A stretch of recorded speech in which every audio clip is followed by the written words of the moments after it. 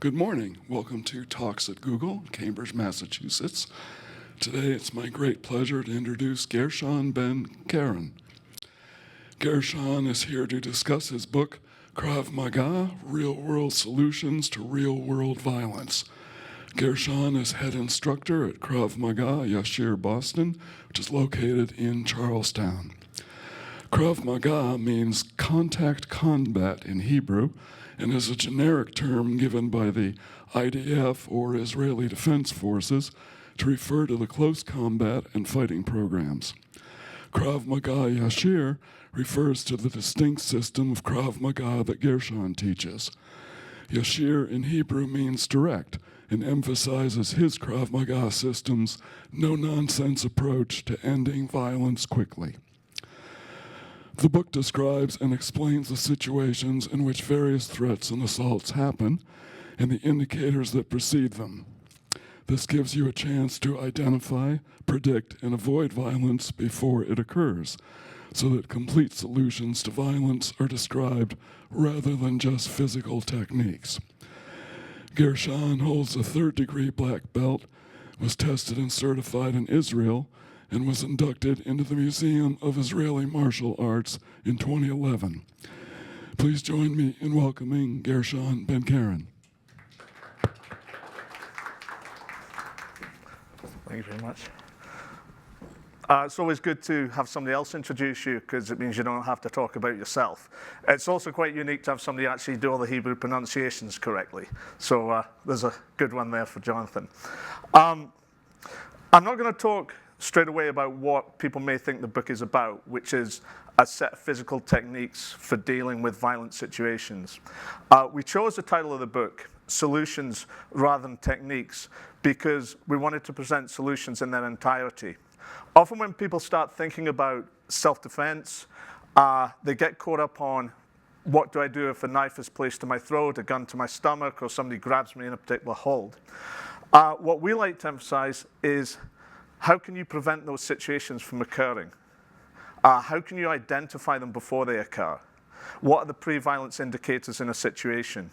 That doesn't mean that you're guaranteed to avoid having to be in a physical confrontation, but it means at least you'll be better prepared.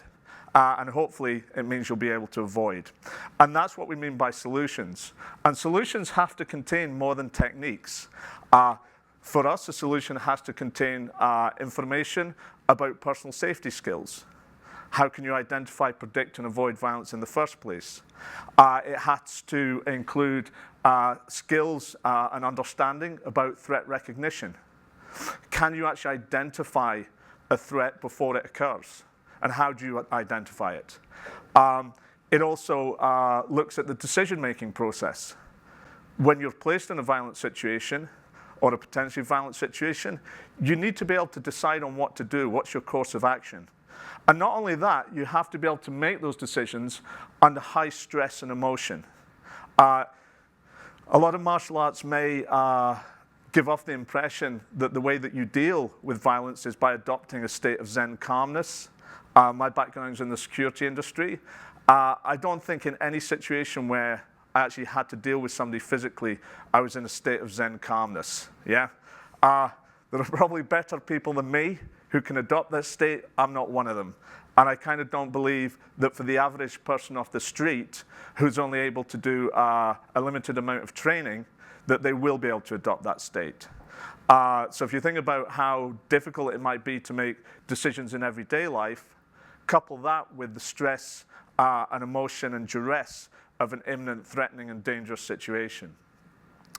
So I'd like to start off going through some of those things: personal safety, threat recognition, the decision-making process, before we get to the physical techniques. Because really, if we can get all of those parts in place and together, we might never need the physical techniques. And this might seem very strange for somebody who's just written a book, which by and large contains techniques. So please don't take that as don't buy the book, because I'm going to give you everything you need to know and not read it. Again, we're looking at solutions in the entirety. One of the questions I like to ask people when we're talking about personal safety is, would you ever get into a car with a stranger? Just think about it for one moment. A lot of people have a default, no, I never would.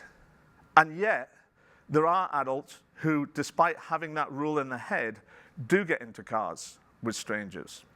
And this tells us something about the way that we often view personal safety. We often take a rules-based approach to personal safety. We have a list of do's and don'ts. And the problem is sometimes those do's and don'ts aren't applicable to us where we are in our particular life stage. Probably the first piece of safety advice you were given by a parent was don't get into a car with a stranger.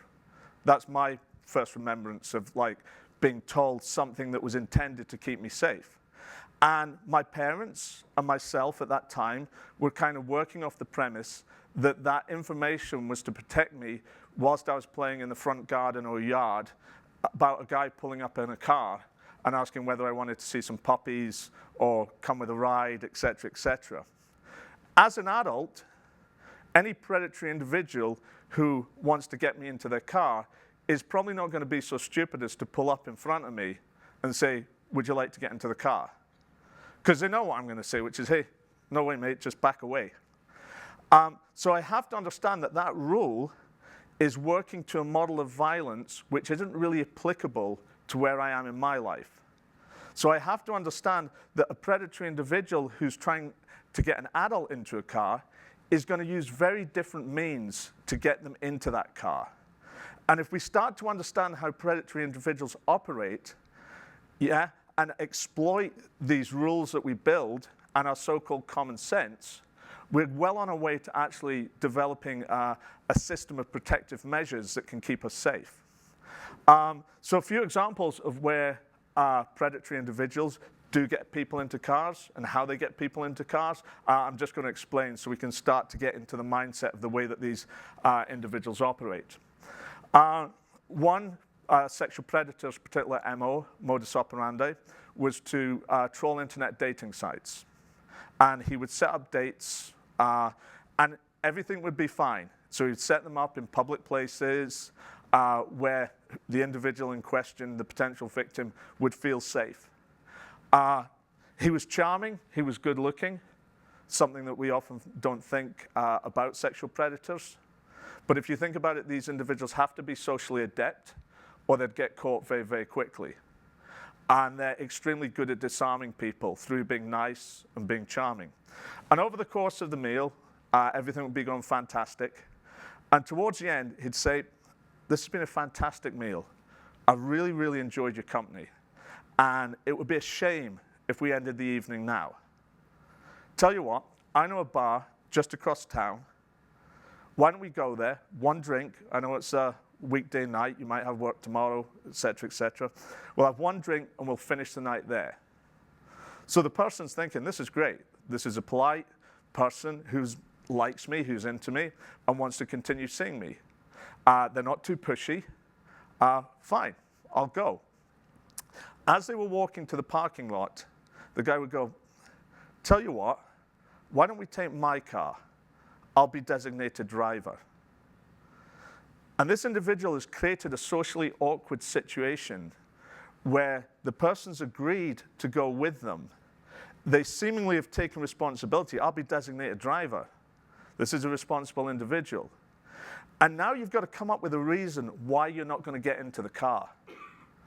And so predatory individuals are really great at creating these socially awkward situations where really your only option is to call them on the safety aspect. No, I don't want to get in your car. I don't feel safe. And now that seems to go in total contradiction with what the planned drink was, which was to be in a socially comfortable situation.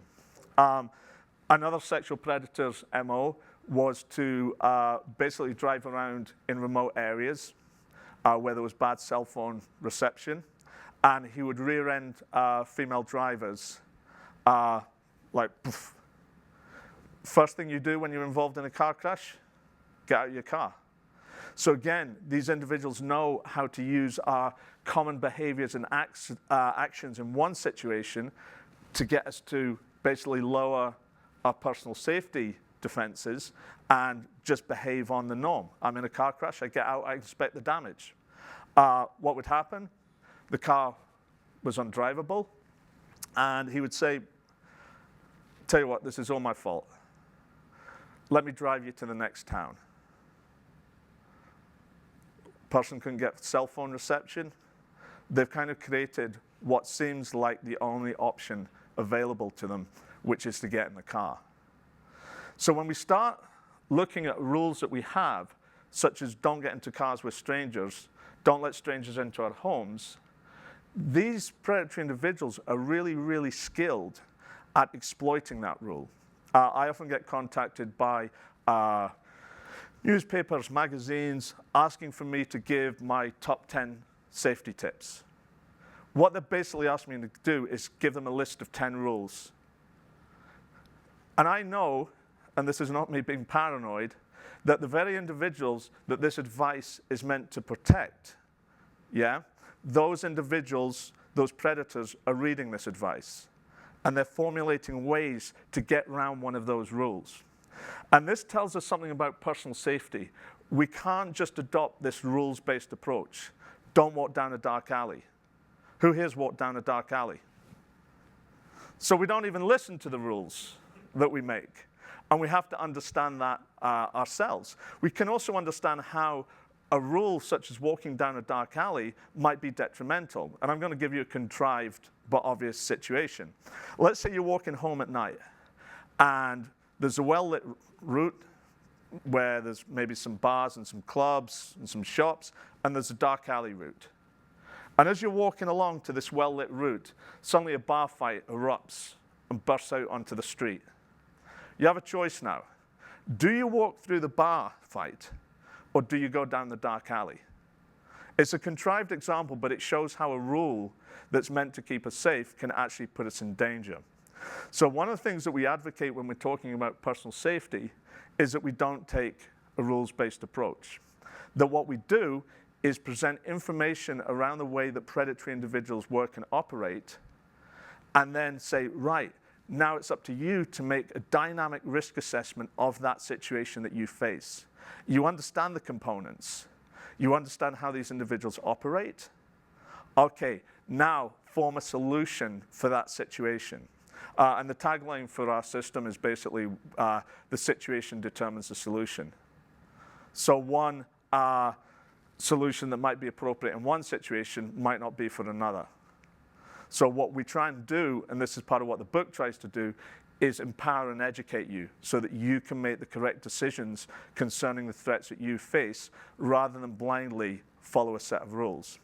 And one of the things now I want to work through is basically the situational components of violence and how predatory individuals operate. So we actually have 5 situational components. The first one, location. Where does the assault take place? Many of us will start thinking of locations of dark, deserted places. Yeah? That's probably if you ask most people and say, where do you think the majority of muggings occur? They'll say dark, deserted places. The problem with deserted places is by default they're deserted. There's no victims or potential victims. So we're thinking, location, if I was going to commit a mugging, I wouldn't want other people to see it. Therefore, I would go to a deserted place. What a predator's thinking, where are the victims? And the larger the supply, the better, because that's going to help my victim selection process. So again, we can often rule out these dark, deserted alleyways. I'm not saying walk down dark, deserted alleyways. They have issues of their own. But they might not be those crime high spots and hot spots that we naturally think of. The next situational component is relationship. We often think or imagine that the person who's going to assault us or cause us harm is going to be a stranger. That might not be the case. It might be somebody we know. If we're looking at college campus violence, most likely, because of that community, people know each other, is going to be a friend or an acquaintance. And I use friend in inverted commas. A motive. What do they want? Do they want me? Do they want to assault me, abuse me? Do they want my wallet, my goods, etc., etc.? And when we understand violence, we really need, I'll get to the fourth and fifth points in a minute, we need to understand how location and relationship interact. If you take, let's say, a crime that happened, an assault that happened a few years ago, when a young lady from South Boston was abducted and murdered, what we saw in my studio, because we run a free women's self-defense program, is we were inundated from women from South Boston. Because to them, and I'm not saying this is wrong, the key component in that assault was the location. South Boston. So if I live in South Boston, I'm a female that fits the same demographic, then I'm at risk. And that might be the case. But let's say that the person who abducted and murdered the victim actually had a relationship with her. Maybe it was an ex-partner, an ex-boyfriend. I'm not saying this was the case. Suddenly the location doesn't become so important. It's the relationship that becomes important. And if you're trying to make sense of newspaper and media reports of violence, these are really the first two things to bear in mind. Was it the location that was significant, or was it the relationship that the victim had with their assailant? So these two kind of work hand in hand. After motive, third parties with you.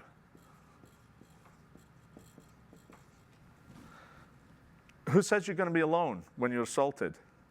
If you have children, yeah, and you spend 23 hours out of the day with them, chances are, when you're assaulted, you're going to have your kids with you. Do you have a strategy and a plan for that? Or is your strategy and plan solely based on you being on your own? And so, again, we start to have to understand that violence can be a little bit more complicated. And what if the predatory individual tries to exploit that they threaten our child as a means of getting us to comply and acquiesce to their demands? And that does happen. The other one, state of mind. What's your mental state? Are you prepared? Have you ever even thought about the likelihood or the chance that you might be involved in a violent altercation or situation? There's a lot of people who will kind of put their head in the sand and say, you know what, this will never happen to me. I don't lead a lifestyle that basically brings me into contact with such individuals and threats. I would countenance against that and argue against it. But by and large, we're an optimistic people. If you ask, and these are basically standard survey facts, you make a statement that the average life expectancy for an American is 87 years old, and then ask individuals how old they'll think they'll live to, nobody puts 87 or lower. Everybody's going to live to 88, 93, 104. Yeah, the stats don't apply to us. Yeah, because bad things happen to other people, not to us. And that's our default way of thinking. So if that is your kind of way of thinking as you're confronted by violence, yeah, everybody's heard about freezing. That's what you're going to do. If you've accepted the possibility that you might one day be facing a violent situation, I'm not even saying the likelihood, but the possibility, you'll be better prepared emotionally to cope with that. Professional people who work in the security industry, they expect to be facing violence. So they're much better mentally prepared to deal with it. And there are things that can affect our state of mind. For example, alcohol. If you've been drinking, yeah, your state of mind is affected. So these are our 5 situational components. And you could almost come up with kind of a matrix of all the different variables, yeah, to create all the different potential violent situations that you could face. Does that make sense to people? So we have those situational components. To keep things really straightforward and easy, I'm going to work through a predator profile where, and methodology where your relationship with them is a stranger. and I'll explain the process that they operate to. And the great thing about understanding that crime and violence is a process is we can recognize that there are steps and stages in it. And if there are steps and stages, then there are things that we can identify. And if we can identify them, we can disengage from them and move away. And this is, again, all part of that approach to using a solution rather than just a technique to deal with a physical altercation. So, just very quickly clear the board. Remember what I said about location. This is the first thing that any predatory individual is going to do. They're going to select a location. Remember what I said about deserted places? They're probably not going to go to deserted places. If we take the example of a mugger, he's going to want the largest number of cash-rich victims possible. So where's he going to go? He's going to go shopping malls, parking lots, transit stops, where there's a good supply of ever-changing potential victims. And we call these places as having crime attractors. What attracts people to them? One of the funny things about being in a crowd, most of us feel safer when we're with other people. Yeah, that's a default kind of position that we hold. Part of the reason for that is we start to rely on them to identify and pick up threats for us. And what that ends up happening is our general sense of situational awareness starts to go down and drop. So one of the things we might feel safer in a crowd, because there's other people who should be looking out for threats for us. The problem is they're expecting us to be looking out for threats for them as well, and our situational awareness goes down. And I'll actually talk in a minute about what situational awareness actually is from a practical standpoint. Because a lot of times when there's been a spate of crimes in an area, the local police will come on, and I'm not criticizing them, and they say, people need to be more aware. And that's kind of like saying to me, Gershon, you need to be better looking. I totally agree with you. I don't know how to achieve it. So the same to me is true of situational awareness. It's all very well saying you've got to be situationally aware, but what does that really mean? And so I'll start to explain that in a bit. So there's crime attractors. There's also preventers in a location. Lighting, CCTV.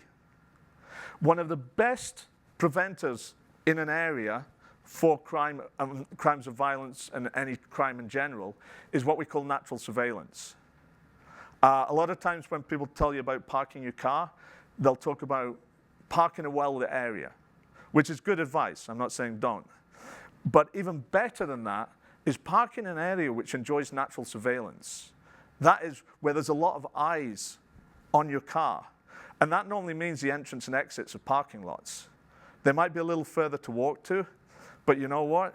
You're getting the most traffic past them, the most eyes on your car. So if we start looking at preventers, and we look at something like natural surveillance, boom, that's a preventer, and that's something we can actually do. We can park our car in a place enjoying natural surveillance. There are promoters. One big promoter is the number of exit opportunities for an assailant, because they'll be planning their getaway as well as the crime itself. So if they have multiple routes to go down, which is why transit stops are often high mugging areas, because there's a number of different routes that somebody can exit down. So they select a location, primarily maximum number of victims or potential victims. The next step in the process is victim selection. Who to actually assault. And if we start understanding how predatory individuals see the world, we can start to develop ways where we step off their radar. There was a famous study done in 1984 by two New York psychologists, Grayson and Stein. Very, very simple experiment. They set up a video camera on a New York street, and they just filmed people. They then took that footage and they showed it to prisoners who'd been incarcerated for violent crimes. And they said, show me who the victims are. There was somewhere around an 87% agreement amongst all those different inmates about who they would select. And the process never took them longer than 5 seconds. I actually believe that they identified them immediately and spent the rest of the time just making sure to themselves that that was the person. And I'll explain a bit about that as well in the process. None of them could explain why they chose a victim. They would just go, it's them. I remember once watching a nature documentary where it was a pack of wolves hunting elk. And the wolves surrounded this herd and started them moving. And suddenly, all the wolves veered off after one animal. Now, one elk looks very much like the another elk to me. Yeah, I couldn't tell the difference. Why had they chosen this one animal? The cameraman zoomed in on one of the hind legs, and it was slightly hocked. Something I wouldn't see, but the wolf saw. And this is something we also need to understand about predatory individuals. They see the world a little bit differently to us. So they'll notice things that we don't notice. And it will be a subconscious process. They'll just go, that's a victim. They won't be able to verbalize or explain why. It's just that person. They're a victim. So what Grayson and Stein did was they took the footage to analysts who do Laban movement analysis, which is a study of movement. I think it's around 24 or 28 different component parts. And they said, these are the victims. These are the non-victims. Show me the differences. And there were 3 things that were picked up which separated the victims from the non-victims. The first one, looking down. And that seems like obvious, because if somebody's not looking, they're not aware of their surroundings, which is true. But looking down also gives off our emotional state. If you're depressed, have low self-worth, and are feeling down about yourself, you kind of hang your head. And if you're looking for a victim, you're looking for somebody who's not going to fight back. That's basically what a predatory individual is looking for, a person who is going to acquiesce, not confront, and not fight back. And so if somebody's got that depressed look about them, they're more likely to be selected. Yeah, awareness obviously does come into it, but your emotional state and what you give off and those signals also identify you as a victim. The other one was unnatural stride length. So when I walk, that's my natural stride length for my height. If I'm walking with smaller steps, it's an unnatural stride length. Let's go back to emotional state. Hanging down, shuffling steps, yeah, giving off an image of low self-esteem, less likely to fight back. The other thing that's interesting from a self-defense perspective is I've heard a lot of instructors talk about you need to present yourself kind of as the person they don't want to mess with. Yeah, you need to puff out the chest. Yeah, you need to walk tall. And you need to look like you're somebody not to be messed with. What that often ends up doing is you start to lengthen your stride length as you make yourself look bigger. And it wasn't just people with shorter stride length that were selected. It was people with longer stride length. We have a term in security, which is the gray man, that you don't want to be seen. So you don't want to be picked up as a guy who looks like he's not wanting to be messed with. At the same time, you don't want to look like the person with low self-esteem. You want to go unnoticed. That's your goal. Be the gray man. Yeah, walk natural stride length, eye line up. Yeah, that's one of the ways that you're not going to be picked up. The third one was there was a difference between the movements of the upper and lower body. So what I mean by this, when you walk, basically your arms swing with the legs. Now, if I walk with the same arm and same leg movement, I'm doing it exaggerated. It's basically my upper body doesn't flow with the lower body. And they refer to it as a lack of wholeness. So we start to understand those things, and we look at the physical cues and signals that we give off to predatory individuals. If we kind of walk with our eye line ahead, if we have a natural stride length, and our upper body moves with the lower body, chances are we'll not be picked up on the radar. And it really can be as simple as that. You know, people can get really, really complex about, oh, this is how you need to make sure that you're not seen. It's kind of the easiest way to be seen is be normal. Yeah, just walk normally. One of the things with victim selection is somebody will be selected. This is the unfortunate thing. If there's a mugger in a shopping mall looking for victims, he'll find a victim. We call it victim displacement. You just don't want it to be you. Yeah, it will be somebody else. And this is sometimes people get confused with personal safety. You're not trying to stop the rapist from being a rapist or the mugger from being a mugger. You're stopping yourself from being the victim, preventing yourself. That's the goal. The mugger will still be the mugger, the rapist will still be the rapist. That's for social change to deal with. Your personal goal is to keep yourself safe.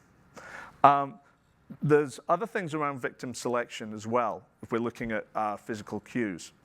There was one sexual assailant whose particular MO was to watch women shopping in supermarkets. And he'd watch them as they were pushing the shopping carts. And let's say I'm pushing my shopping cart and somebody else bangs into it. And I go, oh, I'm terribly sorry. So I'm apologizing for something which really wasn't my fault. The other person should be apologizing. This sexual predator would take this as this individual was so wanted to avoid any form of confrontation that they would take the blame for something which wasn't their fault. That lack of confrontation or the ability to confront, that's a big victim signal. If you look at the way that you move through a crowd, are you the person who's continually moving out of everybody else's way for fear of bumping into them? Or are you the person who sets your own course and everybody else moves around you? And again, I'm not saying it in that pushing people out of the way.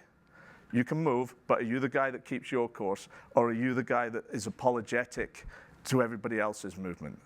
So how you move in relation to other people is also important. Third, surveillance.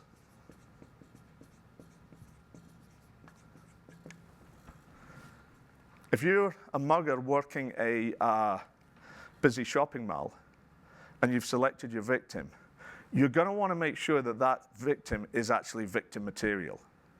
Because if you make it a wrong choice and confront them and they confront you, now you've just created a whole scene and an incident.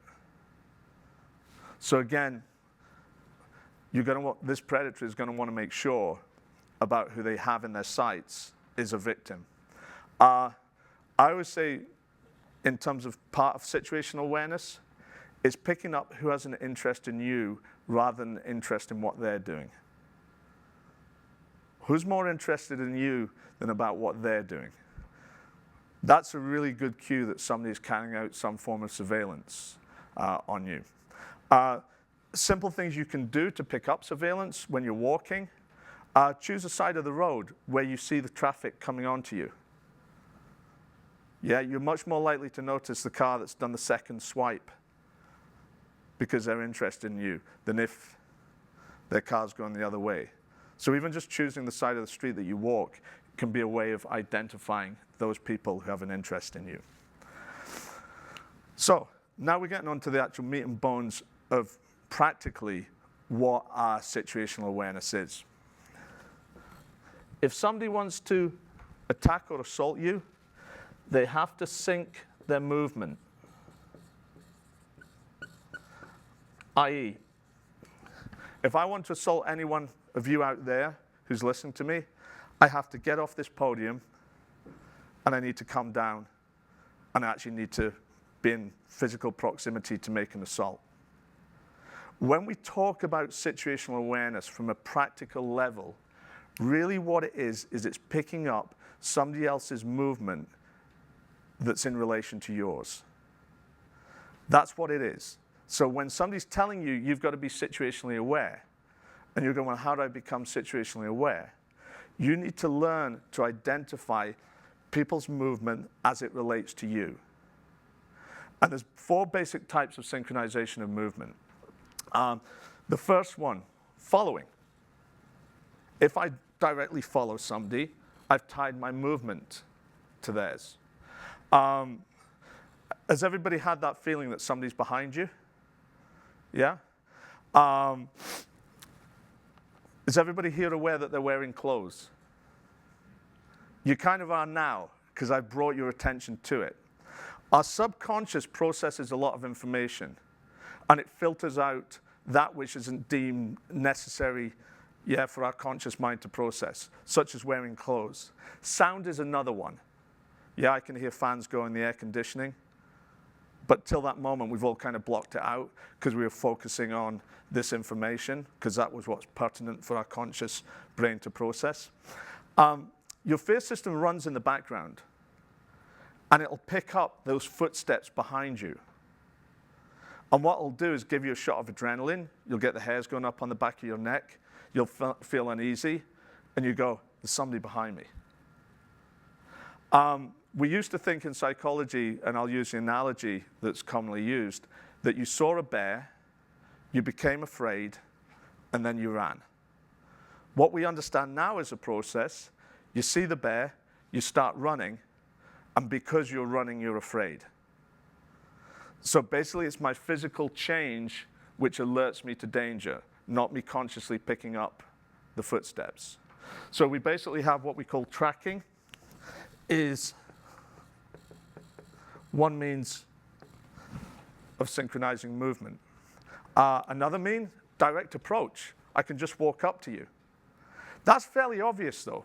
If I just walk up to you, that I've synchronized my movement.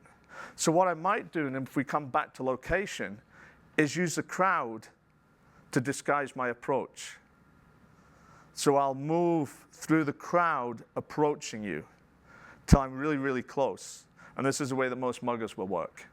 And they'll basically blade their body, stick the knife to you, you'll be kind of slightly turned, and nobody around you will see what's going on. And that's how somebody can do a mugging in a very crowded place. And you've got a knife on you. You're probably not going to scream, probably not going to shout. You'll probably hand over the money, and they'll move off through the crowd. And that crowd also, when we look at what we're talking about promoters with exit routes, basically gives a number of exit routes. So I have approach. If I know where you're going, I can wait for you. A lot of people use the remote on their car key fob to locate their car in a parking lot. Yeah?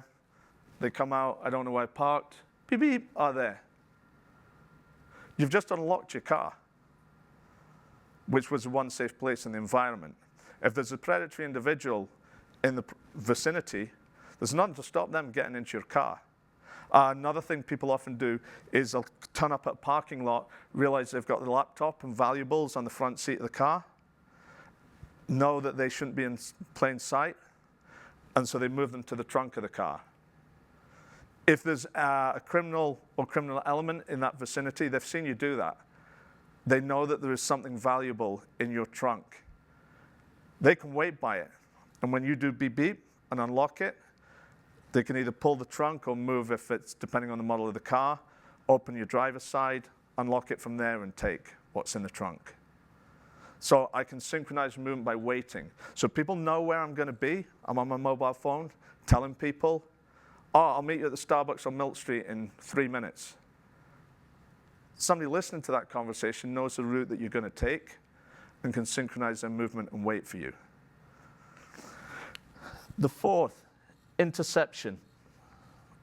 I apologize that my writing is getting scratchy as I come to the bottom. Interception. I don't have to directly tie my movement to you. I can tie it to where you're going. And that's a really difficult form of synchronization of movement to identify. But one of the things I look for is natural choke points in movement, such as road crossings. And who's going to get there at the same time as me? So this is, again, ways that I train my situational awareness by looking at other people's movements and identifying how it relates to me. The last step in the process is what we call the interview. And the interview can be as really, really simple as somebody saying, hand over your wallet, to something much more involved. Anyone who talks to me, why are you talking to me? That's not me being antisocial. I'm interested. Why are you showing interest in me? People who ask you for the time, who here now doesn't have a mobile phone? Why does somebody need to know the time? Are you the one guy on the planet that doesn't have a mobile phone? I'm suspicious. And I'm suspicious of your synchronization of movement, that you've intercepted me and you're asking me for the time. Something's not right. Or I'm, at the very least, within my personal safety rights to be suspicious of you. So when we understand that crime is a process and violence is a process, we can go a long way to actually predicting, preventing, and avoiding. We also need to develop what I was saying was threat recognition and decision-making skills. We generally have two ways we make decisions. We have what's called rationalistic decision-making, which is maybe when you are looking for the job here, you had maybe a few other job offers that you were thinking about. Do I come work for Google? Do I come work for somebody else? And you'll have taken into consideration your travel time, yeah, which today was murder. You'll take into account the money, the benefits, maybe if you have to move. Do I have to move? Do I have to relocate? And you'll weigh all of these things up against the same things of another job, because you're looking for the best solution.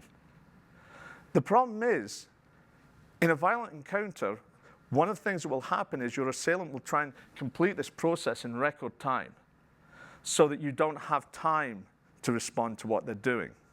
So part of what we need to do is try and create time, but that's a kind of another issue. And so you don't have time to look for the best solution and weigh up all the pros and cons. If I see somebody coming towards me, should I run? Should I shout? Should I pick up some form of improvised weapon? Should I try and get some obstacle or barrier between me and them, such as a car?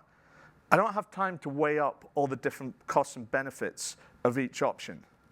What I need to do is something called naturalistic decision making, which is I need to choose the first effective solution. That's it. So if I see somebody coming towards me and I go, will running work? Yes, that's what I do. I don't worry about all the other solutions which might be better. I have an effective solution. And when you're operating under stress and duress, you want to work like that, first simple solution, because your mind's bandwidth for making these choices is starting to shrink. It's one of the effects of adrenaline. So if you have an effective solution, you should take it. Another thing we have to understand when we're confronted by violence and danger is what's our normal responses to it. Your first response, remember what I was saying about when you were walking and you picked up somebody who was behind you? The first thing you probably did was go into a state of denial and went, oh, I'm being stupid. They can't be following me. Maybe they're in a hurry. Maybe they've just fallen into step with me. First thing we do is go into a state of denial.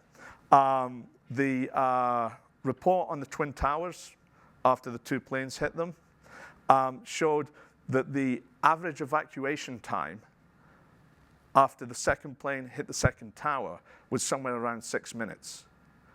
And that was people who knew what had happened to one of the towers, had felt their tower shudder, and waited 6 minutes on average before they left their desk. Some people obviously left sooner. some people left later, and some people never left at all. That is how strong that sense of denial is. Remember I said at the beginning about you tell Americans, average age, life expectancy of Americans, 87 years old. How old do you think you're going to live to? Oh, 88, 89, 94. That's denial. And people often stay in that state of denial and don't come out of it. So the first thing when you're adrenalized, you need to accept that something in that vicinity has triggered your fear system. You've got to now work out whether it's a real threat, an imagined threat, et cetera, but having this kind of knowledge and understanding of how predatory individuals operate gives you a good cue into that. After denial is deliberation. What should I do? Should I run? Should I confront them? Should I shout? Improvised weapon, et cetera, and you go through that deliberation loop till you reach decision, and after decision, you've got to act. That's how we operate under stress.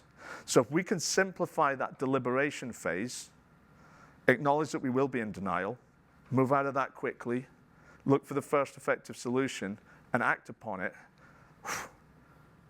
we basically cut down all that kind of time we would have spent processing the best solution into boom, we have a solution.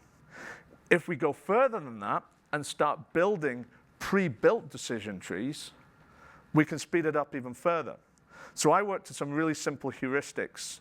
A heuristic's just a rule of thumb, something that's going to work in the majority of situations. And I'll give you a sort of outline of one of my very, very simple decision trees. If I take a mugging situation, if somebody comes up to me, puts a knife to me, and says, give me your wallet, I'm going to give them the wallet. Why? In their mind, they leave with the wallet. The variable is whether I get cut or not. So if they cut me and take my wallet, or don't cut me and take my wallet, I know which is a better solution for me. Often you'll get people say, well, I'll hand over the wallet if there's like 50 bucks in it. But if I've got 500, no way. My question back to that is, how does your ability to handle this situation get any better according to the money you've got in your wallet? They're not related. So have that as, you know what? Somebody asked for my wallet, my iPad, my laptop. There you go. 99 times out of 100, people are going to leave. If they don't leave, then I need physical solutions. And that's what we're starting to present in the book. So all of this is kind of leading up to that physical stuff. If somebody sticks a knife to me and says, move, I'm going to act. Because I know this location represents my best chance of survival. And that's why they want to take me out of it and move me to another location. So I have a really simple decision tree. You want something off me, you can have it. If you're still here, I'll act. If you want me, I'll act. It's a really, really simple decision tree. And what that's going to mean is when I have to enact it, I'm not going to hesitate. The wallet's going to be out. You can substitute that wallet. The majority of muggings are conducted basically to support a drug habit. Have 20 bucks in your back pocket. There you go, mate, all I've got. That mugger wants the situation over ASAP. You've given what they want, enough for the next fix, they're going to leave. 99 times out of 100. If they stay, now I'm wondering whether the assault morphs into something else.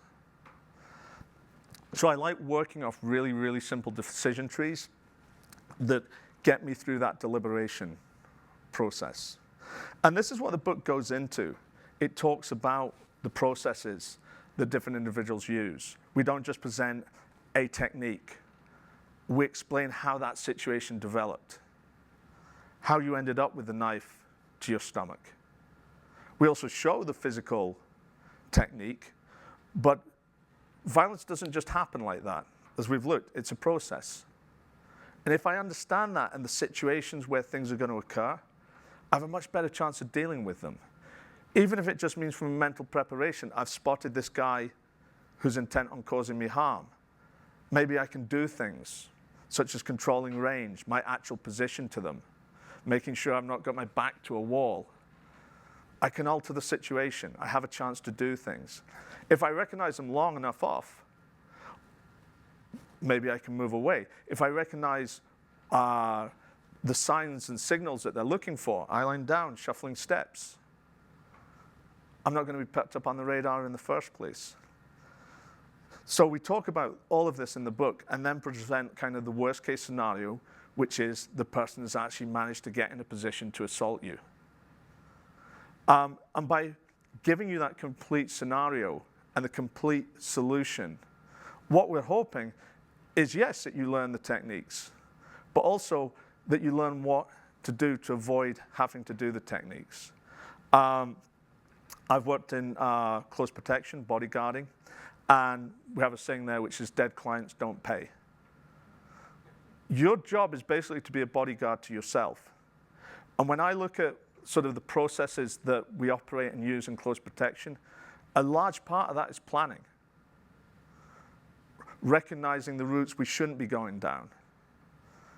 Recognizing what could be the potential dangers and threats and accepting them. Finding ways to mitigate them. And then when we're out with the principal, the person we're looking after, we're looking a long way down that road because we're wanting to see a situation develop in its infancy rather than as it evolves. And when we see that, we move away. And that should be our goals for ourselves. We should basically be our own bodyguards. And that's kind of, if I was trying to sum up anything about what the book is trying to communicate, it's that.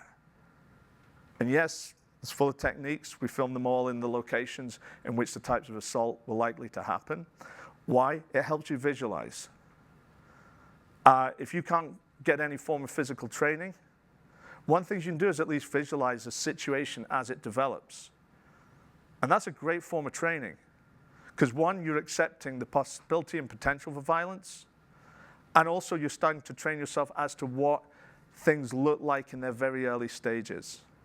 So part of what you can do is take the principles that were laid out in the book, look at the situational components, change them around, and start to understand what real-world violence actually looks like.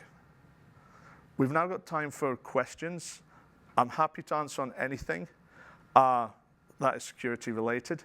And that can be stuff from personal safety tips you've heard about this is what I should do, this is how I should behave. And I can shed some professional light on them as to whether they're valid or maybe a little bit left of center, right down to physical stuff you've heard. So the floor, guys, is now really open to you. Any questions you want to ask? Could you talk a little bit about your decision tree if somebody like breaks into your house in the middle of the night or something? Yes, sure. Okay, there's different types of criminals. And individuals choose a crime for a set of reasons. A good example is to compare a burglar, somebody breaks in, to a mugger. Burglary, by and large, nets the person more money. Yeah, so it's more profitable to be a burglar than it is to be a mugger. The problem is if you're a burglar, you need to be tapped into a criminal network who can change the goods stolen into cash. So you need to know offense. The other thing is that's going to take time. So you don't have, you've got to have some delayed gratification. The mugger doesn't have that. He wants that $20 so he can go to his dealer and get the next fix. So you start to understand, when you understand what motivates people towards crime, a little bit about their different characteristics. A burglar, by and large, is going to burgle your house during the day whilst you're at work. That's by and large. If you're looking at things to deter burglars, occupancy is one, giving the impression that you're actually home. Because burglars, unlike muggers, don't really want to interact with you.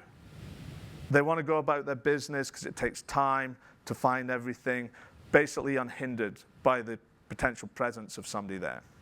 The other one is dog. If you don't have a dog, put a dog ball out on your porch. Yeah, it's victim displacement. If it's your house or your neighbor's, I know this sounds horrible. I'm not sort of promoting that you get your neighbors burgled. But if you put like a dog ball out, and the burglar, I have a choice of two houses, which one am I naturally going to go towards? And burglars are kind of funny individuals in that they're kind of always on the lookout for property. They've got this kind of like subconscious process going. interesting stuff about burglary. If you live on a corner house, you're more likely to be burgled than if you live on the street. Remember what I was saying about promoters, crime promoters, exit routes, corner house, multiple exit routes. That's a by and by. So I understand something about the burglar's mentality. So the burglar, by and large, doesn't want to interact with you. They want to steal the stuff and go. So let's say you hear that bump in the night. You want to give that burglar time to escape. Because what you don't want to do is put them on the spot where they feel hemmed in, pressurized, and now it's going to be some sort of hostage type situation in your house, or they feel they need to deal with you as a threat. Maybe if it's downstairs, get your partner, call the police. As they're doing that, stand at the top of the stairs or somewhere and just shout down, "We've called the police, they're going to be here in 5 minutes." 5 minutes is enough time for somebody to go. If you say something like, "They're going to be here any minute," or you hear the sirens coming up, that's when you might spook them. And remember what we were talking about, stress and duress, and how your decision-making ability is affected? It's the same of the aggressor and predator. They will also be adrenalized, and their decision-making process will be affected. So again, you've got to accept the possibility that they might do something rash. But by and large, most burglars don't want to interact with you. They want to steal your goods, and they want to go. Another thing to be aware of if you have been burgled, most burglars know that your insurance takes a certain amount of time to clear, and that you'll go out and buy new goods to replace. So never go light on terms of upping your security. Yeah, a lot of people will go, "I've been burgled," and it's kind of like, I ought to do something about it, I ought to get a security system, I ought to do something. And after a week or so, it doesn't seem so immediate a need. I'll see to it later. Be aware that your house is they've broken into it once. They kind of know how to get in. And you really want to be doing a security assessment of your property. And that includes basement doors and garage doors. They're probably the two which get overlooked. Bill go, "I've got this sturdy front door." But if your basement door is rotting and I can kick the lock down, I'm now in your basement and there's no natural surveillance in your basement. So I've got all the time in the world to effectively hack away at that interior door till I get into your house. And this goes again, what you're looking for is natural surveillance. So if you've got high fences, bushes, shrubbery, cut it down so people can actually see in. So there's not anywhere for somebody to sort of spend time breaking in. Does that make sense? Any other questions? Hi. So you talked at length about how to be aware and recognize situations when there's a threat coming. Yep. And you also talked about what to do when it's already the point of the knife being held against you.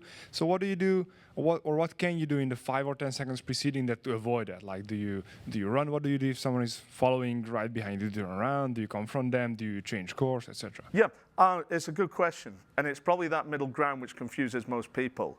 So you've identified the threat. It's not yet to you. What can I do in that interim phase? And again, situation determines solution. So not every one of these is appropriate. Maybe I want to let the person know that I've identified them, that they've lost that element of surprise. And that could be as simple as making eye contact with them. And that's, again, depending what I believe or kind of working to their motive. I probably know that in a crowded shopping mall, somebody's not trying to abduct me.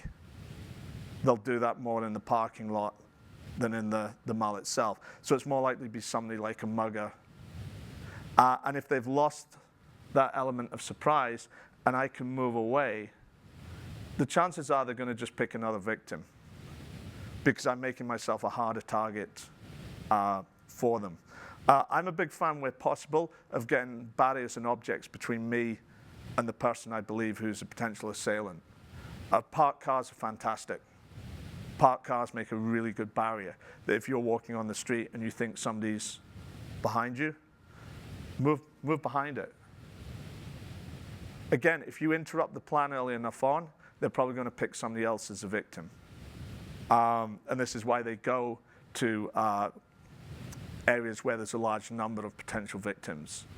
And that's why they're carrying out surveillance, to see not only are you a good potential victim, but have you picked up on them?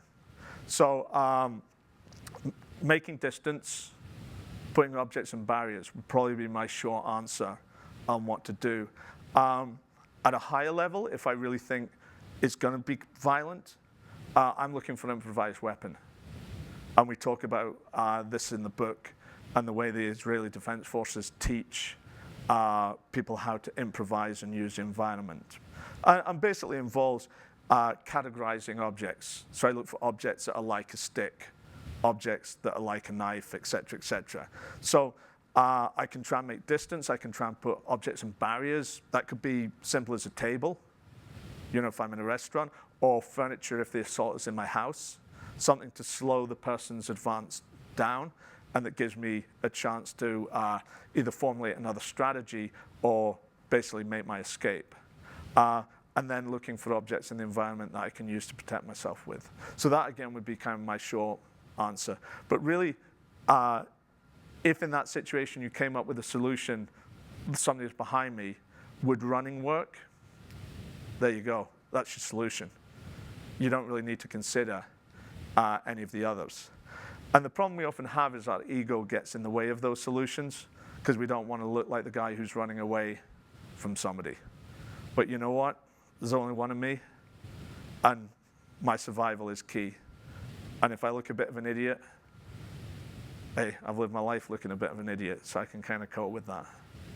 Does that make sense? Any other questions? How would the heuristic change if family members are present? So that kind of takes away the running option. Absolutely. And again, this is something when we start building the decision trees, you might need several decision trees, and that's why we have the situational components to start altering the heuristics. Kids are a hard one. A lot of it will depend on how you've educated your kid as to personal safety and whether you've included them in on your plan or not.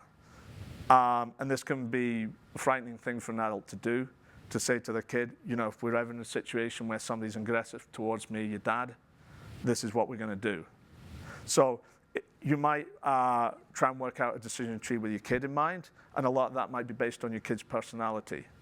And this could be one where, in terms of fighting, you really don't want to be the guy who's seen by your kid beating 7 shades of snot out of somebody. You know, that's a consideration as well. I think this sort of macho idea that your kid wants to see your dad, you know, defend them, I think that's a nice idea. I think when you look at what the realities of violence is, you might not want to present that image to your kid. So it could be that, say you're with your partner and the kid, that your decision tree is first sign of threat, child gets behind me, moves away with mom. So you make yourself the guy on your own. So you basically remove those two third parties away from the scene so that you can work through heuristics on your own. It could be in worst case scenarios, and again, this is really to think about whether it's best to tell your kid, you know what, this is not a good situation for you to be with. You need to find somebody else to alert that there's danger going on. And one of the things with educating kids is you have to see the world through a kid's eyes when you do this. So often people will say, yeah, go and get a policeman. Often kids don't know the difference between policemen and security guards. Yeah, they're just basically in the same uniform. And also under stress and duress, which a kid will be, they'll be seeing the world in a much more merged and blurry way than a distinct way. And if we look at the professions which have yielded some of the worst child sexual predators, security guards are one of them. So I don't want to be saying to my kid, go and find a policeman. By and large, if you have to develop a strategy and you develop kind of your own heuristics, I would say these are my heuristics, tell your kid to go and find another woman. Yeah, the number of female child sexual predators is minute. Most women have some maternal instinct, and are likely to look after your kid. The other things I would think about is actually having information about your child on them, because they might not be of an age where they can remember phone numbers, the house where they live, and all of those things. So again, your heuristics have to work for you according to your base and skill set. And they might involve telling your kid, because of the situation in your skill set, that they need to go and find somebody to deal with this, because they're a liability with you and likely to get harmed, and they're better off in another location. That's a hard thing to do. And again, I would always say, when you talk about safety with the kids, they're often a lot more mature about it than we think. They often have a better understanding and kind of are a lot more receptive and a lot more sensible surrounding solutions. We as parents, I'm a parent, tend to think they're going to get freaked out as soon as we start talking about violence. That hasn't been my experience. But I think you have to do it in a mature, non-sensational fashion, and present it more with, if somebody starts to behave aggressively towards me and I tell you to do this, this is what you do. And it could be as simple as things like putting your kid in the car. The other thing to always consider is it's the same as the thing about when you're in your plane, put your own oxygen mask on first. If you're not able to keep yourself safe, then there's not a guarantee that you can keep your kids safe. And that's always a big concern as well. Are you doing something in this situation which is actually going to put you in more harm? To be honest, I would work off the same simple heuristic. If somebody wants money, et cetera, off me, there you go. If you want me, if you want my kid, if you want me and my kid, you know what? So I'm going to have to deal with you physically for that. If it's a case of bullying and intimidation, I think it's a much better way of basically sucking it up, putting your ego in check, letting it happen. Yeah, we fight for two reasons, ego or survival. Famous quote from Dr. Gabriel Snyder. They're the two reasons you basically fight, ego or survival. So if the situation you're facing is one where it's a matter of ego, be the bigger man on that. One of the things I always do when I'm confronting violence is I decide whether a situation is premeditated. Yeah, that is somebody's come to that situation basically wanting to harm me, or if it's spontaneous. Has something I've done or perceived to have done caused the person to become aggressive? So spill a drink over them, cut them off in a parking space. And in those situations, I can use a lot of de-escalation skills. So when I build my really, really top-level decision tree, is it premeditated? Is it spontaneous? If it's premeditated, do they want me? Do they want my things? And then I go into that decision tree. If it's spontaneous, I assess their emotional state. Can I de-escalate? Can I disengage? So again, we can build the decision tree a little higher. With third parties involved, I would include them in your heuristics. Does that make sense? Anything else? Okay, guys, thank you very, very much for listening. I hope you never have to use the physical skills in the book, and that the personal safety skills, the threat recognition, and the decision-making skills are what allows you to identify, avoid, and predict violence. Thank you very much.